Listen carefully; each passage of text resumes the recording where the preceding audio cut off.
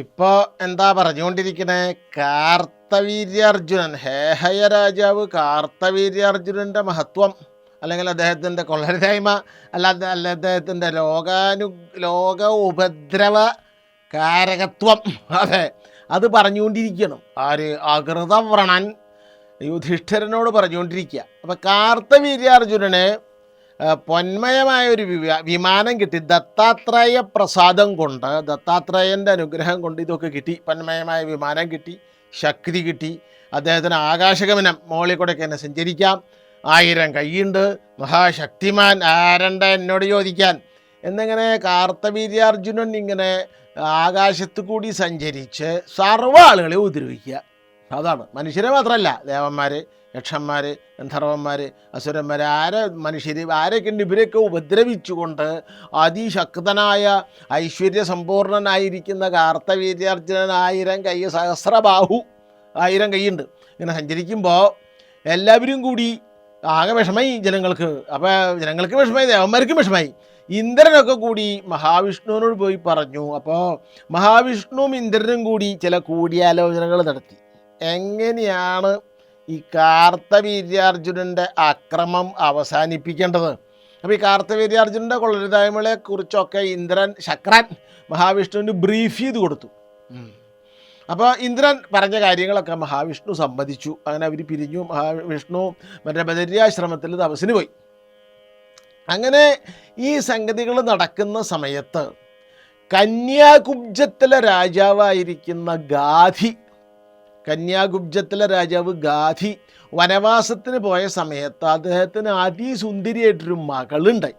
ആ മകളുടെ പേരാണ് സത്യവതി. അപ്പോൾ ഗാധിയുടെ മകൾ, കന്യാകുബ്ജത്തിലെ രാജാവ് ഗാധിയുടെ മകൾ സത്യവതിയെ കല്യാണം കഴിക്കാൻ പ്രപ്പോസലുമായിട്ട് ഭൃഗുവിൻ്റെ മകൻ ഋചീകൻ, ഭാർഗവവംശത്തിൽ ജനിച്ച ഋചീകൻ അവിടെ ചെന്നു. എന്നിട്ട് ഗാധിയോട് പറഞ്ഞു, കന്യാകുബ്ജത്തിൽ നിന്ന് ഗാധിയോട് പറഞ്ഞു, എനിക്ക് അങ്ങയുടെ മകളെ സത്യവതിയെ വിവാഹം കഴിച്ചു തരണം. വിവാഹം കഴിച്ചു തരാം, പക്ഷെ ഇവിടെ പൂർവികന്മാർ നടപ്പാക്കിയ ചില സംഗതികളുണ്ട്. അതെന്താ? കന്യാശുൽക്കം തരണം. അത് തരാം. ശുൽക്കം എന്ന് പറഞ്ഞാൽ പഴയ കാലത്ത് സ്ത്രീധനം എന്ന് പറയാൻ പറ്റില്ല.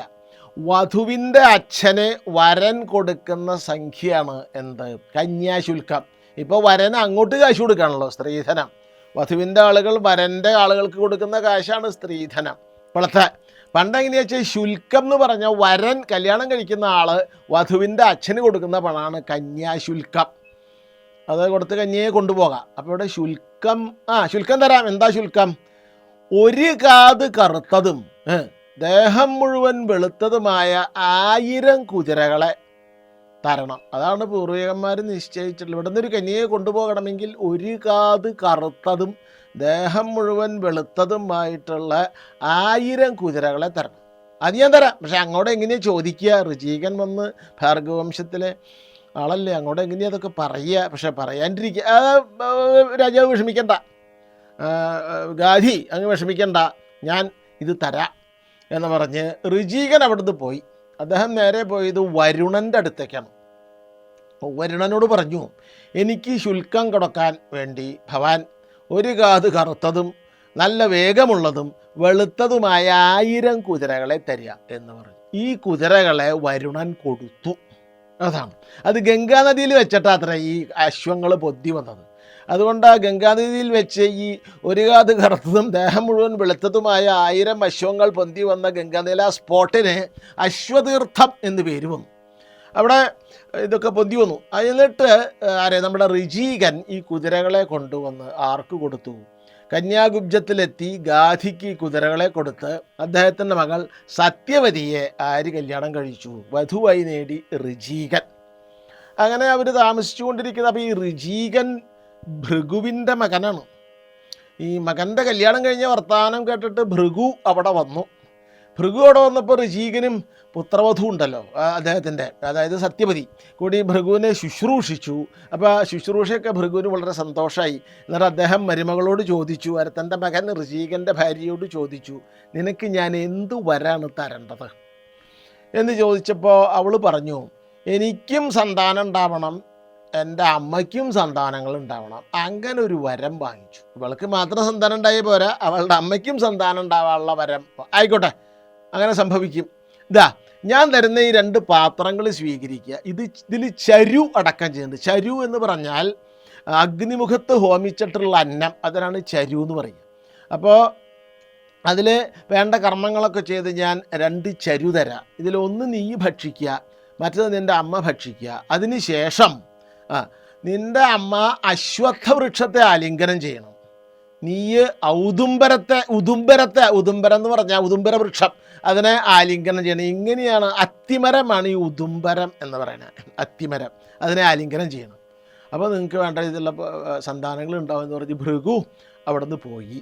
ഇവർ എന്ത് തെറ്റ് ചെയ്തു? ഇവരിത് മാറി ചെയ്തു. മകള് ഭക്ഷിക്കേണ്ട മറ്റേ ചരു അമ്മ ഭക്ഷിച്ചു, അമ്മ ഭക്ഷിക്കേണ്ട ചരു മകള് ഭക്ഷിച്ചു. അമ്മ അശ്വത്ഥത്തെയാണ് ആലിംഗനം ചെയ്യേണ്ടത്, മകള് പോയിട്ട് അശ്വത്ഥത്തെ ആലിംഗനം ചെയ്തു. മകൾ ആലിംഗനം ചെയ്യേണ്ടത് ഉദുംബര വൃക്ഷത്തെയാണ്, അത്തിയാണ്. അത് അമ്മ ആലിംഗനം ചെയ്തു. ഒക്കെ മാറിപ്പോയി. കണം തൂക്കെന്ന് പറയുമ്പോൾ തലതിരിഞ്ഞു പോയി. അമ്മ ചെയ്യേണ്ടത് മകള് ചെയ്തു, മോളെ ചെയ്യേണ്ടത് അമ്മയും ചെയ്തു. കുറച്ച് കഴിഞ്ഞപ്പോൾ ഭൃഗു വീണ്ടും വന്നു. മോളെ ചതിച്ചുല്ലോ, എൻ്റെ അമ്മ നിന്നെ ചതിച്ചു, നിങ്ങളിതൊക്കെ പരസ്പരം മാറിയാണ് ചെയ്തത്. അതുകൊണ്ട് നിനക്കുണ്ടാവണ പുത്രൻ ക്ഷത്രിയനാവും, അമ്മയ്ക്കുണ്ടാവണ പുത്രൻ ജന്മനാ ബ്രാഹ്മണനെങ്കിൽ അവന് ശാന്തനായ ഒരാളെ ക്ഷത്രിയനായിട്ട് മാറും. അയ്യോ അങ്ങനെ വരരുത് എന്ന് പറഞ്ഞു. ആര്? സത്യവതി, മറ്റേ ഋചീകൻ്റെ ഭാര്യ. എനിക്ക് ഉണ്ടാകുന്ന പുത്രൻ ക്ഷത്രിയനാവരുത്, എനിക്കുണ്ടാകുന്ന പൗത്രൻ, അത് എനിക്കുണ്ടാകുന്ന മകൻ, അവൻ്റെ മകൻ വേണമെങ്കിൽ അങ്ങ് പറഞ്ഞ മാതിരി ക്ഷത്രിയ വൃത്തി ആയിക്കോട്ടെ, എനിക്കുണ്ടാവണ മകൻ അങ്ങനെ ആവരുത്. ശരി, അങ്ങനെ തന്നെ സംഭവിക്കട്ടെ എന്ന് പറഞ്ഞിട്ട് ഭൃഗു അവിടുന്ന് പോയി. അങ്ങനെ കുറച്ച് കാലം ചെന്നപ്പോൾ എന്തുണ്ടായി? ഋചീകൻ്റെ ഭാര്യ സത്യവതി പ്രസവിച്ചു. ആ മകൻ്റെ പേരാണ് ജമദഗ്നി എന്നാണ് അദ്ദേഹത്തിൻ്റെ പേര്, ജമദഗ്നി. അപ്പോൾ ജമദഗ്നി ജനിച്ചപ്പോൾ തന്നെ അദ്ദേഹത്തിന് ധനുർവേദം മുഴുവൻ അദ്ദേഹത്തിന് തോന്നി. ഒരു പ്രയാസവും ഇല്ലാണ്ട് സകല അസ്ത്രവിദ്യകളും അദ്ദേഹത്തിൻ്റെ മുമ്പിൽ തന്നെ അങ്ങോട്ട് വിളങ്ങി. ഇത്ര അങ്ങനെ ഭാസ്കരോപമ തേജസ്വിയായിരിക്കും ഈ ജമദഗ്നി വളർന്നു വന്നപ്പോൾ അദ്ദേഹം പ്രസേനജിത്ത് എന്ന രാജാവിൻ്റെ മകൾ രേണുകയെ വിവാഹം കഴിച്ചു. അവർക്ക് 5 മക്കളുണ്ട്. രുമണ്വാൻ, സുഷേണൻ, വസു, വിശ്വാവസു, രാമൻ, ഇങ്ങനെ 5 മക്കളുണ്ടായി. അത് രേണുവയ്ക്കും ജമദഗ്നിക്കും കൂടി ഉണ്ടായ സന്താനങ്ങൾ. ഇതിലൊടുവിലത്തെ ആളാണ് രാമൻ, അദ്ദേഹമാണ് പരശുരാമൻ. അപ്പോൾ ഇങ്ങനെ 5 മക്കളുണ്ടായി. അപ്പോൾ ജമദഗ്നിയും രേണുകയും ഈ മക്കളും കൂടി ആശ്രമത്തിൽ ഇങ്ങനെ താമസിച്ചു വരുന്ന സമയത്തിങ്കൽ ഇവർ ഓരോ ആവശ്യത്തിന് പുറത്തേക്ക് പോകുമല്ലോ, പുരുഷന്മാരൊക്കെ പുറത്തേക്ക് പോയ സമയത്ത് രേണുക കുളി കഴിഞ്ഞു വരുമ്പോൾ ചിത്രരഥൻ എന്ന്, മാർത്തികാവതത്തിലെ രാജാവ് ചിത്രരഥൻ ഭാര്യമാരോടുകൂടി ജലക്രീഡ ചെയ്യുന്ന കണ്ടു.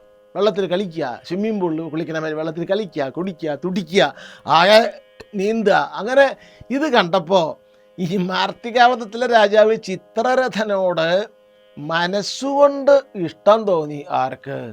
രേണുകയ്ക്ക്. അങ്ങനെ അവൾക്ക് അതിൻ്റെ കാമവികാരം മൂർത്തമായിട്ട് അവളാകെ രതിമൂർച്ഛയിലെത്തി നോക്കിയാൽ പറയണേ. അതിനുശേഷം ഇവർ ആശ്രമത്തിൽ വന്നപ്പോൾ അവിടെ ജമദഗ്നി ഇരിക്കുന്നു. അദ്ദേഹത്തിന് ഇത് മനസ്സിലായി. ഈ മറ്റേ ചിത്രരഥ രാജാവായിട്ട് മനസ്സുകൊണ്ട് നീയെ ബന്ധപ്പെട്ടു അല്ലേ, മക്കളെ വിളിച്ചോ. അപ്പോൾ ആകെ ലഹളി. അവളെ ചീത്ത പറഞ്ഞു, നീ എന്താ കാണിച്ച, തോന്നി കാണിക്കുക, ആശ്രമത്തിന് അവമാനം വരുത്തി വയ്ക്കല്ലേ നീ ചെയ്തതെന്നൊക്കെ ചോദിച്ചപ്പോൾ ഓരോ മക്കളായിട്ട് വന്നു. രുമണ്വാൻ വന്നു. വന്ന മക്കളോടൊക്കെ രാമൻ അവിടെ ഇല്ല, അദ്ദേഹം ആ സമയത്ത് 4 മക്കൾ ആദ്യം വന്നു. 4 രുമണ്വാൻ വന്നു, സുഷേണം വന്നു, വസു വന്നു, വിശ്വാവസു വന്നു. 4 ആൾ വന്നപ്പോഴും ഈ ജമദഗ്നി പറഞ്ഞു അമ്മയുടെ തലവെട്ട് എന്ന്. ഇവർ തലവെട്ടിയില്ല. അപ്പോൾ ഈ 4 ആളൊന്നും ചെയ്തില്ല, അച്ഛൻ പറഞ്ഞനുസരിച്ചില്ല. ഇവരൊക്കെ ജമദഗ്നി ശപിച്ചു. അങ്ങനെ ഇരിക്കുമ്പോൾ രാമൻ വരുന്നു. രാമനോട് പറഞ്ഞു, നിൻ്റെ അമ്മ കൊള്ളരുതാമ ചെയ്തു, വെട്ടറാ തല എന്ന് പറഞ്ഞപ്പോൾ രാമൻ മേലുകീഴ് നോക്കണ്ട തൻ്റെ മഴ കൊണ്ട് തൻ്റെ അമ്മയായ രേണുകയുടെ ശിരസ ഛേദിച്ചു. രാമൻ പിന്നെ മേടിക്കീഴ് നോക്കില്ല. അച്ഛൻ പറഞ്ഞു അപ്പം വെട്ടി അമ്മയുടെ തല. അപ്പം ജമദഗ്നിക്ക് സന്തോഷമായി. നിനക്ക് നീ വലിയ മനുഷ്യർക്ക് ആർക്കും ചെയ്യാൻ പറ്റാത്തൊരു കാര്യമാണ് നീ ചെയ്തത്. അതുകൊണ്ട് നിനക്ക് എന്ത് വരം വേണം? ആദ്യമായിട്ട് എൻ്റെ അമ്മ ജീവിക്കണം, പിന്നെ എന്ത് വരാൻ മേടിച്ചെന്നല്ലേ കാണാം.